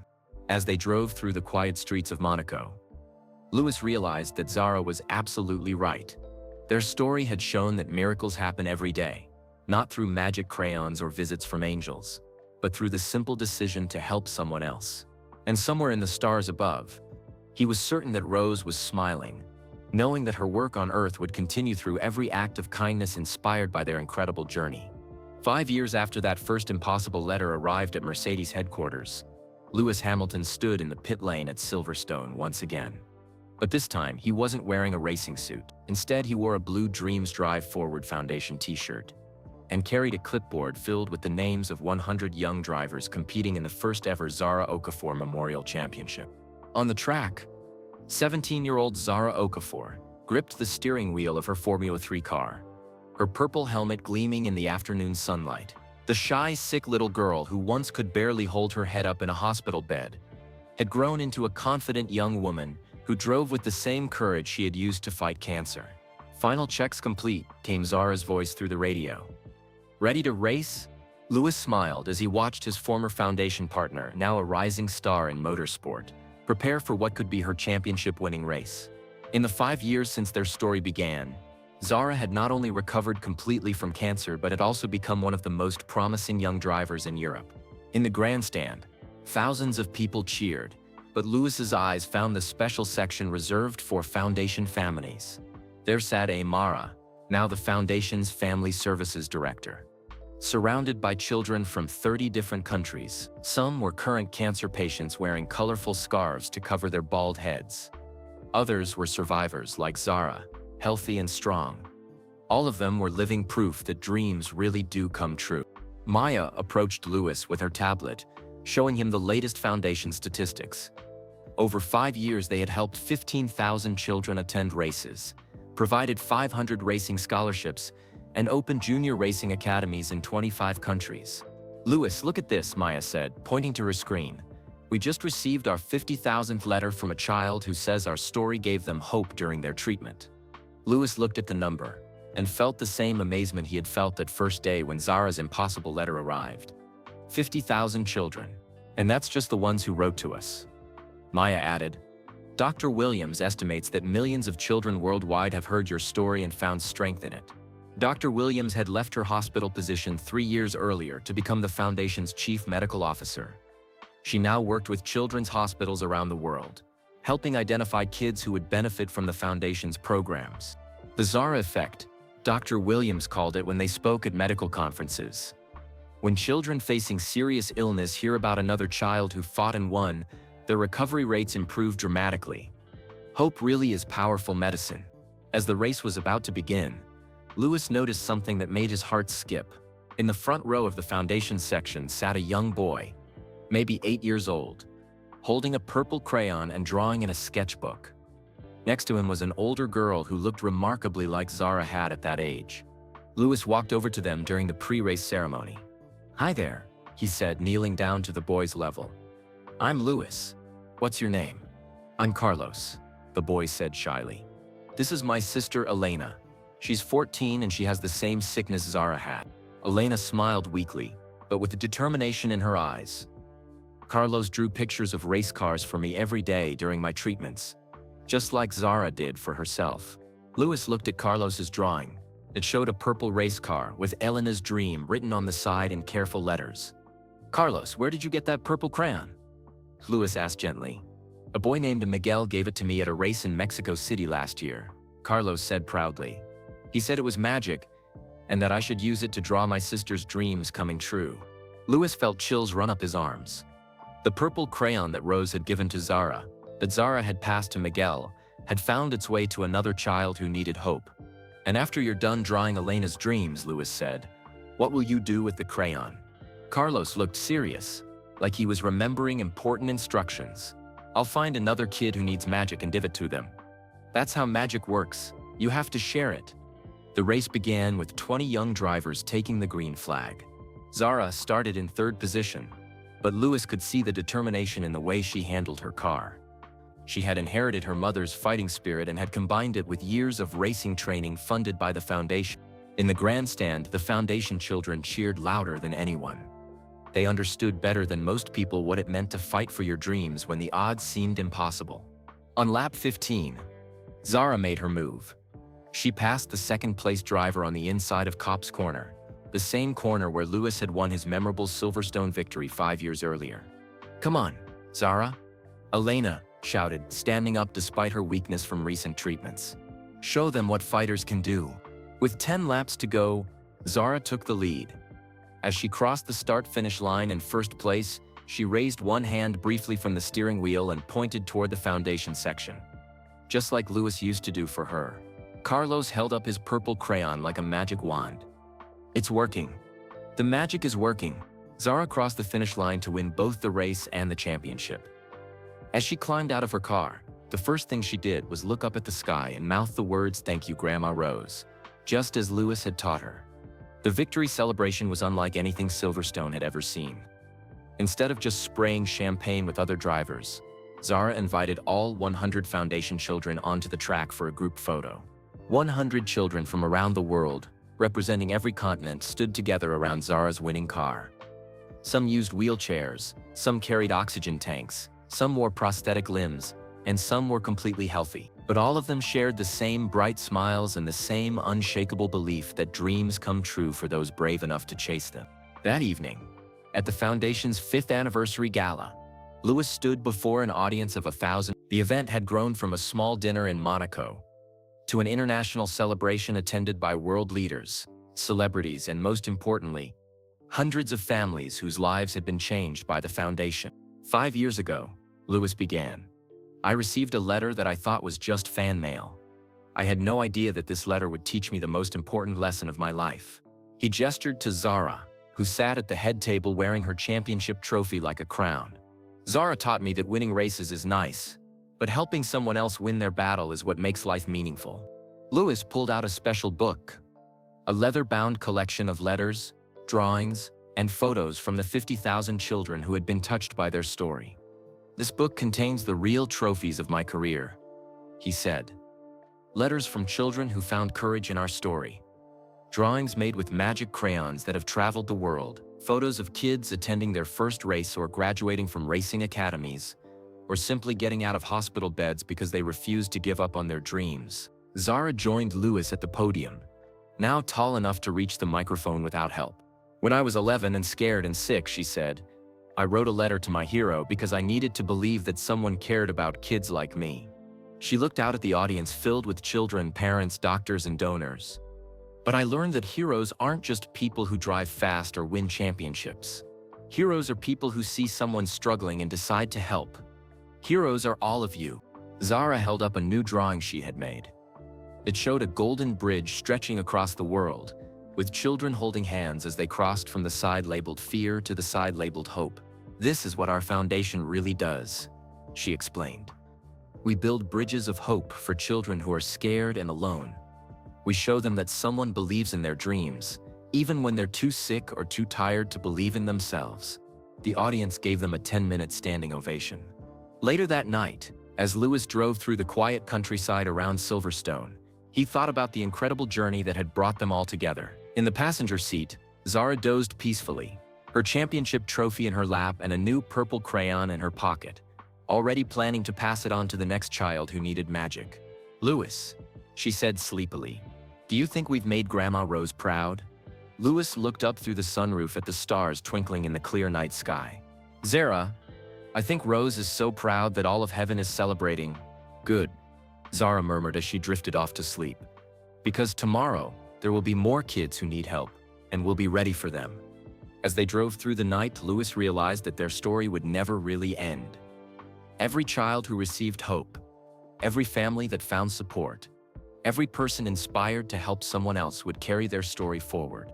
The purple crayon would continue its journey from child to child, carrying Rose's message that love is stronger than fear, that dreams are worth fighting for, and that miracles happen every day through the simple act of caring about each other. And somewhere in the stars above, Louis was certain that Rose was still working, still connecting hearts that needed each other, still proving that when people choose love over fear, anything is possible. The greatest race of all, the race to help each other, would continue forever. That was the end of this incredible story of how one letter changed everything, proving that when hearts connect through love and kindness, miracles really do happen. Just like Zara's purple crayon traveled around the world spreading hope, your voice can spread this message of kindness too. Where are you listening from right now? Drop a comment below and let us know what country or city you're in. We love connecting with our amazing listeners worldwide. If this story touched your heart and reminded you that every act of kindness matters, please hit that like button and subscribe to our channel for more inspiring true stories that will restore your faith in humanity. And here's how you can be part of the magic. Share this video with your friends and family. Because just like Louis and Zara learned, when we share stories of hope and kindness, we create ripples that can change the world, one heart at a time. Remember, you don't need a magic crayon or a famous racing driver to make miracles happen. Sometimes all it takes is choosing to help someone who needs it, believing in someone's dreams, or simply sharing a story that reminds others that goodness still exists. Like, subscribe, share, and keep spreading kindness wherever you go. Until next time, keep believing in the power of dreams and the magic of helping each other.